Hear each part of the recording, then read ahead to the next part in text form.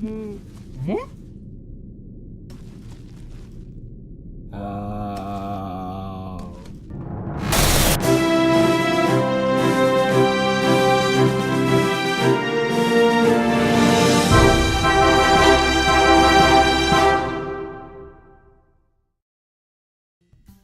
going on, guys?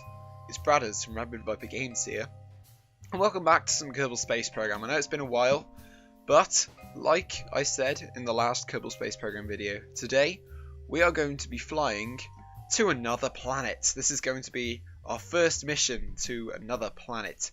Now, from a couple of tips for your first ever planetary mission. First of all, I do not recommend sending a manned mission there, because most likely what's going to happen is you're going to crash, you're going to fail, especially with the parts that you probably unlocked. You're probably going to have a bad day. So here's my suggestion for a lander. It's fairly basic. It's got solar panels there to keep it power rejuvenated before we have these bigger ones deployed. Got science equipment. More importantly, it's got a parachute because we're going to Juna in this mission, because I think that's probably the easiest interplanetary body even to visit. And we also have an SAS module because these things can be quite hard to turn, and obviously landing legs because of the obvious. Now, launch vehicles, and as we're getting there, as you can see, this probe has no propulsion. So if I just move this up slightly, what we're going to do is find something I prepared earlier. This is the interplanetary launch stage. My interplanetary launch stage. It uses some of the parts from the NASA pack. As you can see, these solid rocket boosters are used from the NASA pack, and the staging is all messed up. I will sort that out before launch. Now, you can see here, it says LVN. Now, if I take this off the bottom here, that is an atomic engine. Now, if you come over to here, into the vehicle assembly building, tab here into propulsion, and you go hover over the atomic rocket motor, it says its max thrust is only 60. However, if you click right mouse button, you can see that its specific impulse is extremely high. Its specific impulse at sea level is only 220, but in a vacuum, it's 800, and that's the best in the game. So in order to actually get your spaceship anywhere, really, you'll go very slowly, granted, but an atomic rocket motor is definitely the way to go with regards to that. What we usually do is we get into orbit using this stage that I'm dragging across here, and then we jettison that, we activate the rocket motor, and we're on our way. So I will join you in orbit, where I'll show you the next phase of interplanetary travel, because it is fairly tricky. And don't be worried, don't be scared if it takes you a few times, don't be put off, because it's definitely a hard thing to do. It took me a long time to do it. But I'll join you in orbit once I've sorted all this staging out, and I will show you the next step from there. Okay, so now as you can see, we're in a roughly circular orbit, 99 and 127. It's not perfect, but it will do. Okay, so now what we need to do obviously is zoom right the way out, past Minmus, past the Moon, obviously, into this asteroid belt. There's a huge object there. But now, you can zoom, if you zoom right out, you can see the planets, and the Sun, and Moho, and Eve, and all that. Planets, like I said. Now, if I go out of map mode for a second, you can still see we've got some normal fuel burning stage left, but honestly, that's not going to get us very far. That might get us maybe to around halfway to the moon, but honestly there's not much left in that tank. But that's where this extremely efficient rocket comes in, but you will see. So, coming back to my point about the planets, you need to learn something called a phase angle. Now, that's essentially because the planets are moving. If you didn't know, if you didn't know, you're probably retarded or something. Planets orbit around a star. Kerbal, Eve, Moho, all the other planets in this system are doing right now. They orbit, but they orbit in a circular motion, and they go around like this, in this direction. Now, we have to aim slightly ahead of Juna, because obviously because we're moving faster than Juno, because we're on the inner ring, we are going to need to aim slightly ahead of it so it will catch us up, and we'll have to aim for about that point on the orbit. Thing is though, at the moment, Juno is not there. Juno is currently behind us. So what we need to do is time accelerate until Juno is roughly, I'd say, about 45 degrees. If you can make an angle between Kerbin, the sun being the pivot point, and Juno would have to be there, Kerbin would have to be there. That would be the optimal transfer place. So what we need to do is we need to go to the Space Center and then go to the tracking station. This is one of the new things they added in 0.23. So we need to go to the tracking station, where we'd usually recover one of our vessels. And as you can see, here's the view we just had. The difference is now is that we can time accelerate. So we need to time accelerate for a lot of time. We need to put it up to full time acceleration, as you can see here. Now, what's probably going to happen is because we're moving faster than Juno, because we're on the inside line to Juno, we're probably going to catch it up first. So we need to keep constantly watching until we're in that perfect orbit, basically. As you can see, we're coming up here. This can take a little bit of time, but that's to be expected, so don't worry. You can see all these asteroids disappearing and reappearing. I think we've actually captured one on one of my saves. It's not this one. It'll be one of the other ones that I have. I think it's my other career mode save. I've zoomed right out there. That's not good. So as you can see, we're about 180 degrees away from Juno now. If you want, you can do what I'm doing now and use a protractor. But to be honest, there are websites that do it a lot better than a protractor. So what we can actually do is set Juno as our target, but we'll do that once we get up close to it, as it were. So here we go, we're coming in. I'd say that's about, well, coming up on 90 degrees now, so there we go. There's 90 degrees there. So we need to wait for, we're about here in Juno's orbit. Then we can, so maybe if we stop time accelerating. This is quite fiddly, so we'll stop time accelerating there. So don't worry if you don't get it on your first try. It took me a long time to learn how to do it, but it comes with practice, like most things do. So now, what we need to do is set up our maneuver. Now, if we go into map mode and zoom right out, press full stop on the extended number pad to bring back up the nav ball, you can see Juno in the optimal position. We're going to click on it and set it as target. So now it turns green, lovely green colour, and a pink thing comes up on the nav ball to show that it's our target. And in order to thrust, we're pretty much in the optimal position in order to get there. So if we add a maneuver, say there, so we've got some time to actually work it out. We can always drag the maneuver node around, can't we? But if I drag prograde, now you can see, if I go back down, we've got two little markers. So we've obviously not time accelerated enough, because that's where we're going to be when Juno's there. So we need to time accelerate a little bit more. So we need to go back to the tracking station. But it takes a bit of fiddling. But you need to get these two markers to touch, and then it should come up with an encounter. So if I just go back to the tracking station, and we'll time accelerate just a little bit more, so that you guys have the pleasure of doing this yourself.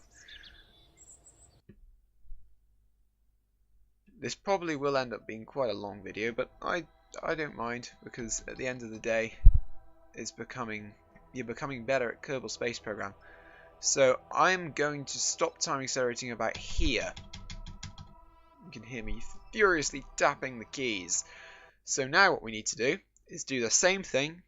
We'll set up our maneuver node. I think the maneuver node that I had before, yeah, it's still here, but we no longer need that maneuver node. We will zoom right out. You can see Juno's orbit. Juno's there, so we'll aim back here, add maneuver, and then we'll pull prograde with all we've got. And you can still see that we're still quite far behind, but we can trim it. Look, there we go. Now if we pull retrograde, we are very close there. We are very close indeed. So if we keep pulling retrograde, we don't get an encounter. What are you doing? We're trying, just fiddle around with the maneuver nodes and get them as close as possible. Right. This is actually a perfect opportunity to show you. So see how they're 241,000 kilometers away. So at this point, you'll notice that we've got to do 1.2 kilometers a second of delta V. We've got to use that in order to change our velocity. 32 minutes to the node. So I will do that burn for you. It takes a long time with the atomic engine, but I'll do that burn so we get onto roughly this course, and then I will show you part 2 of doing this, and that is the course correction, because as you can see, we're near enough there, but it isn't quite perfect, and sometimes you don't just get an encounter all in one. So I will stop the recording here. I'll do this burn for you because no one wants to watch like 8 minutes of me burning an atomic motor, just literally just looking at it doing nothing. So guys, I will show you the course correction in just a second. Be right back. But I decided to leave the burn in, albeit at 2 times normal speed. So, as you can see, even on 2 times normal speed, it does actually take a really long time with the atomic motor. Now that is because, though the acceleration isn't exactly that great, because there is no resistance pushing it back, it essentially has more thrust over a more consistent and longer duration of time, because its acceleration is so slow, which also means it uses a lot less fuel, which means we can get there one hell of a lot quicker than we perhaps would have in the first place with a normal rocket engine. Now, I want to apologise for that last section if there was any audio desync, because I got bandicammed, and I also apologise if any of the frames in the future are of this video are actually frame teared with bandicam, because they will most likely be frame teared, which is not good. But if there are any audio commentary desyncs, then I sincerely apologise. But yeah, we're going to finish up this burn, and I will see you back with old me. So yes, after that very long burn, after we burnt off the last of our normal fuel, we managed to make it roughly to where we are here. You can see we've got a separation of 415 kilometers from Juno's sphere of influence. Now, we are not going to pass into Juno's sphere of influence on this orbit, because as you can see, we're 415,000 kilometers away from it. So what we need to do is we need to make a course correction. Now, you can see this orange line here. That's our interplanetary orbit towards Juno. So we need to select a good point in the orbit where we are going to need to speed up, or we need the orbit to kick us round and get us into an encounter. So I'm going to pick here, about halfway. Seems like a decent enough place to go. So we're going to pull prograde, keep pulling prograde.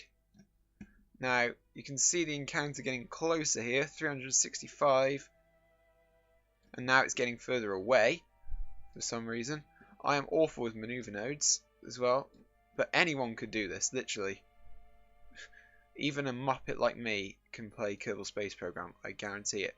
See, we're pretty much dead on there. It's just 98 kilometers. We're going to kick us out a little bit. We'll prograde again.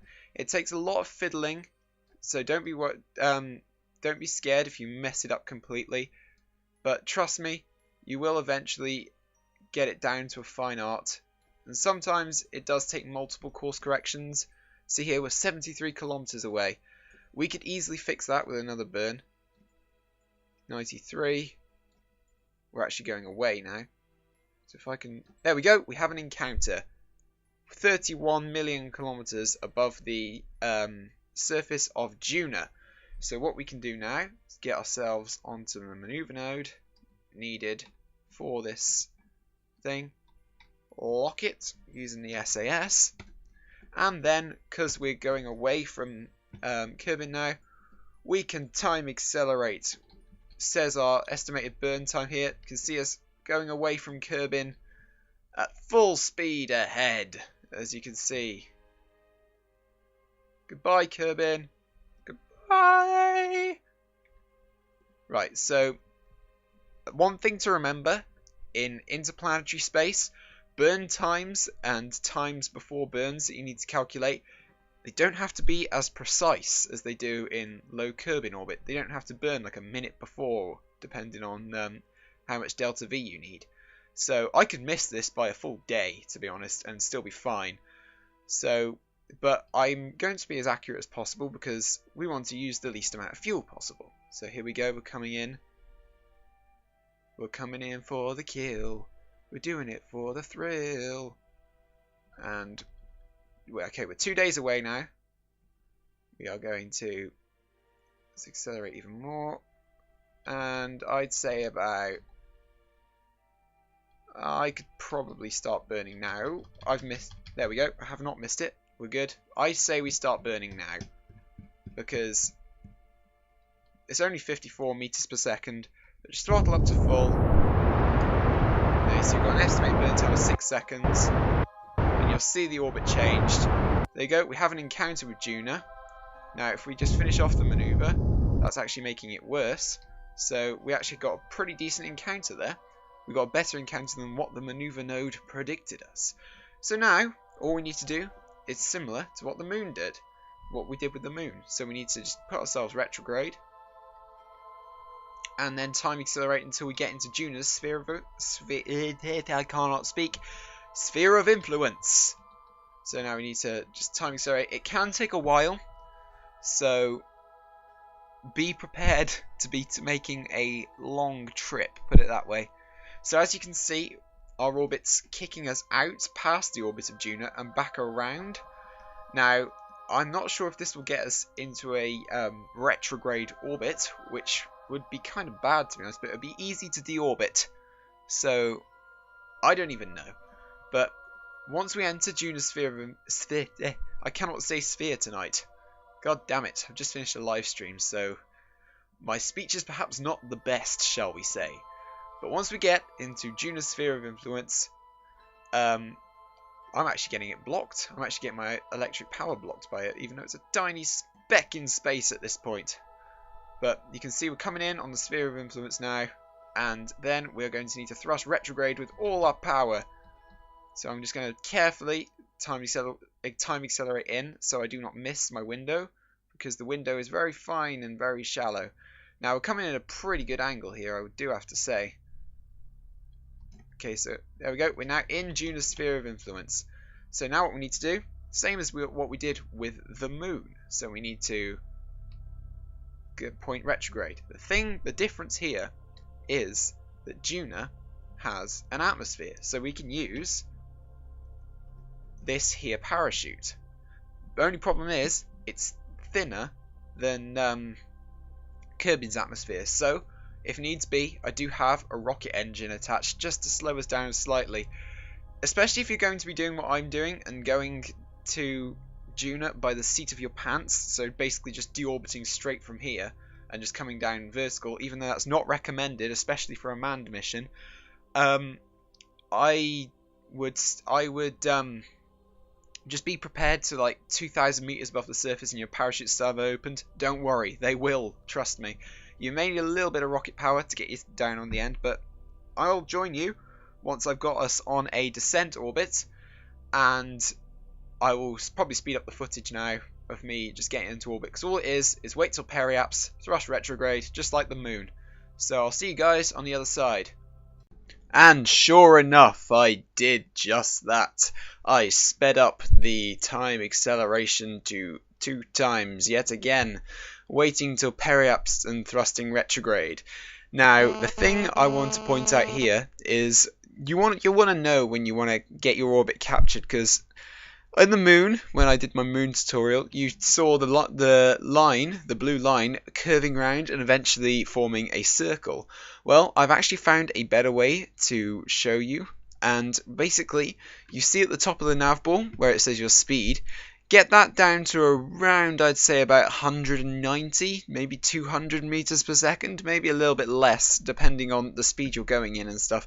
But that will slow yourself to around that sort of speed, and you will get yourself captured into the orbit of Juno. Obviously, depending on which size planet you're going to, it might need more or less. But yeah, that's pretty much it.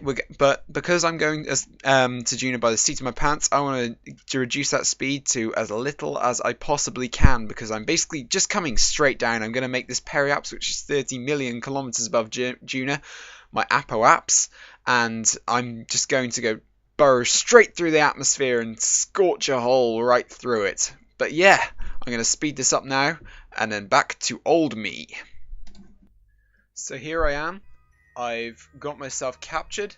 I did have an encounter with the Juno's moon, Ike.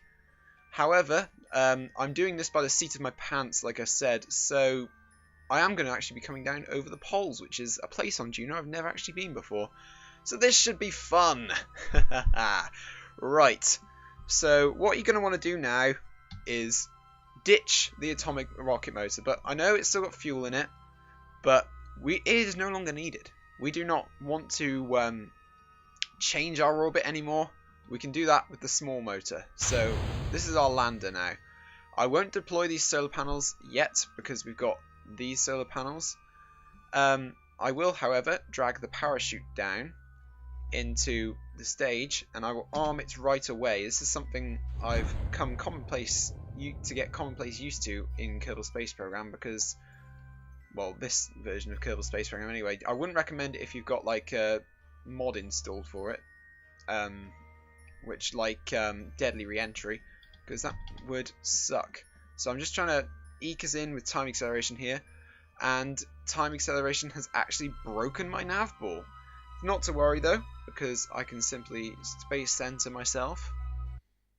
This is a bug in the game, and I'm sure Squad will fix it at some point. It's just with the new time acceleration features, it does seem to make craft dead in the water sometimes, even if they have full electric charge for some reason. So let's go back onto Juno Lander. Now, at this point, because obviously it would be safer to get into an orbit before actually deorbiting yourself, but because I'm kind of YOLOing it at the moment, I'm just going straight down essentially. So what would be a good idea at this point is just to hit F5, and you'll see a quick save thing come up in here, just so you can save your progress. So, okay, let's click on our resources so we know what and where we're going. So we're actually going to come up and into the planet there. We're actually going to land right near my first ever rover. Can go pay it a visit. And so here you see the planet in all its glory, with its wafer thin atmosphere. And so I'm going to arm. Okay, our parachute must be armed. Yeah, our parachute is armed. I'm going to arm our rocket so that we're ready. We're ready to tackle any threats that could be a threat to us. I guess that's the thing. Okay, so we're now in the sphere of influence of the atmosphere, because our time acceleration has dropped to only 4 times. So you'll see any second now. I don't think we'll get many re-entry effects, even though we are coming up at some stonking speed. Yep, there we go, re-entry, and our parachute's got us. We're slowing down. Now, we may want to start throttling up just a tad, just to slow our descent even more. Now, it looks like we're going to crash into the surface, but actually we're not, because any second now, the parachute will deploy. Oh yeah. So now, we're just going to press double tap G to put the gear down. And we can actually ditch this because we're going slow enough now that our landing legs will be able to cope. So we've got the gear down, parachute is taking us down. So now there's it crashing into the surface. Lovely. So now you can easily hit F2, take some screenshots for Steam, press F12, but obviously mine doesn't work because I've messed up my bindings. And look, over there, 78 kilometers away. There is our first ever rover. How funny is that? The first ever thing I ever landed on Juno is over there. We have landed very close to it indeed. But there we go. And touchdown. Nice and safe. So now we can turn off SAS. We can extend our solar panels. get us all set up. Touchdown confirmed. So there we go. Solar panels open. Transmit dish. Let's extend that. Our Presmat somehow managed to sneak into there. But now you can do all your lovely science and transmit that back to Kerbin and have this to admire and take screenshots of. And to be honest, that craft, that launch vehicle that I showed you, if you have a craft as light as this one, you could probably get that to a couple of the moons of Jewel. You could get a probe like this to a couple of the moons of Jewel, maybe even to Elu if you know what you're doing. So that launch vehicle I call Genesis. I showed you at the beginning of the video.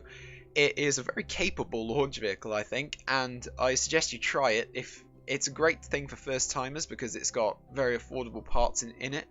But that's going to pretty much round it off for this video, guys. If you did enjoy, I know it was quite a long one, so well done. If you stayed to the end, you get a cookie.